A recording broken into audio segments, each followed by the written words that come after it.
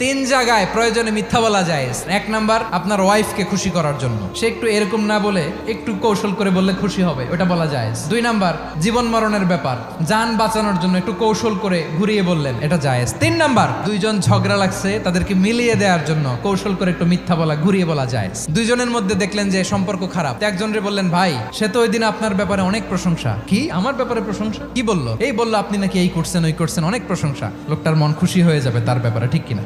আবার তার সাথে যার ঝগড়া, ওরে যে বলুন, ভাই ওই দিন তো সে আপনার অনেক অ্যাপ্রিসিয়েশন করলো, অনেক, সে তো অবাক, কি রে বলে কি? এই যে দুইজনের ব্যাপারে দুইজনের একটু ভালো ভালো কথা বলে দিচ্ছেন, একদিন দেখবেন রাস্তা দিয়ে হাঁটার সময় একে অপরকে সালাম দিয়ে ফেলছে, সালাম দিয়ে বুকে জড়ায় ধরছে, আছে না নাই?